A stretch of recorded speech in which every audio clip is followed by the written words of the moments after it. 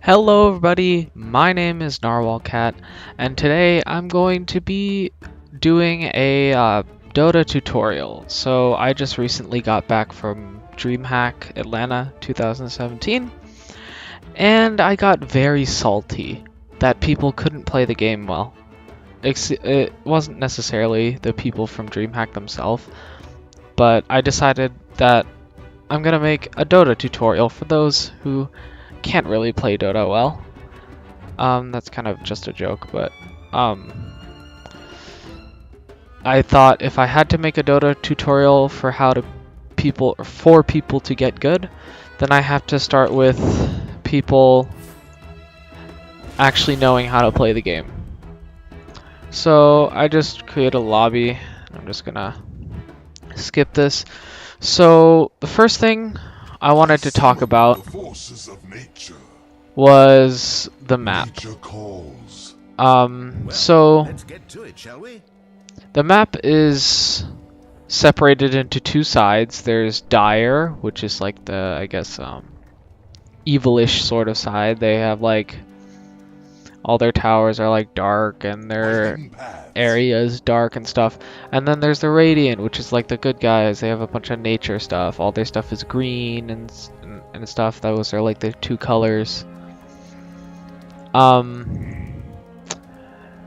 And that map is separated into three lanes. There's top, which people will call top.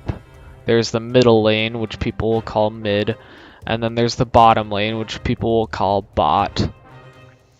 And then there are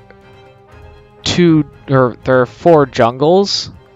Jungles are basically areas with neutral monsters that you can kill to get gold, but they spawn as soon as the game starts, so they haven't spawned yet. But they give you gold. And just a little note for the jungles, there are monsters, like harder monsters that spawn here and here. Don't die. Just do that. Keep doing that over and over and over until here, the match is finished. and finally, if I can find it, here. So there are harder monsters that spawn there, but they give you more experience. So then there's the river, which is this area between the two sides. It goes basically diagonally across the whole map. So this is basically kind of like where you'll be engaging in the mid lane. And one more thing about about the river is that there are these little glowing spots that you'll see.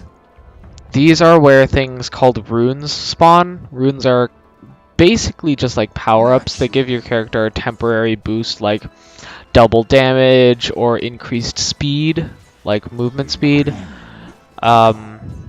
reduced cooldowns, reduced mana costs, etc.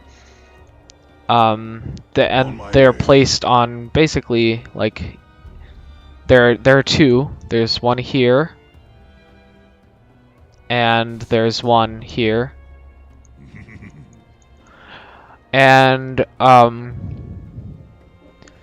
yeah, basically that's what runes are for. And then there's this area called the Roshan Pit, and there's this guy in there named Roshan. That's him. And if he's basically a very large objective in this game, and if your team manages to kill him, then you'll get this thing known as the Aegis of the Immortals, which basically literally lets you respawn instantly.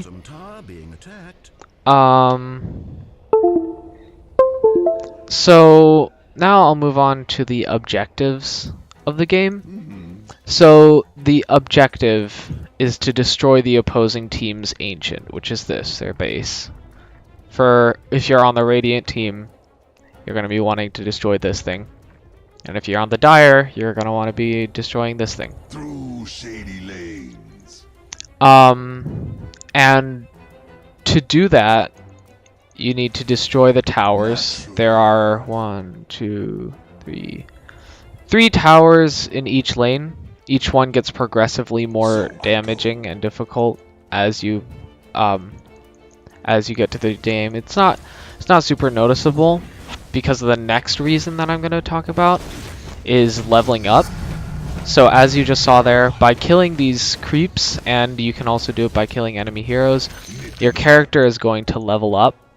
And as they level up, they're going to be able to learn different skills, and they just get a bonus to their stats. And every single character has a distinct set of skills.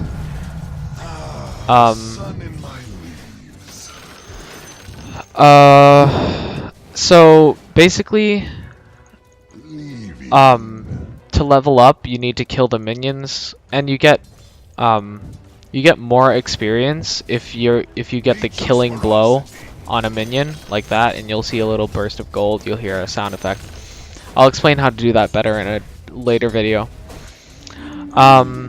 So another thing I wanted to explain was, I guess, the slang that people use for this. So the first skill, which is shown here, is going to be called your Q, because that's where it is on your key. Like, if you press Q, it will cast that ability. Same with your W and your E. But the last one is called your ultimate, or people will call it alt, or maybe an R ability. It's basically the most powerful ability that your character can learn, and most of the time it's on a really long cooldown, or it costs a lot of mana to use. But it's basically like distinct from your other skills because it's so powerful, and you're gonna want to, like, I guess, save it for when it's actually very necessary. I think that's pretty much all I'm gonna explain in this video. I guess this one's short, but I'll explain better in a later video. This is just basically talking about the objectives of the game and how to navigate the map. So next video I will be explaining controls. And that's it, I guess. Thank you for watching, and I will see you guys in the next video.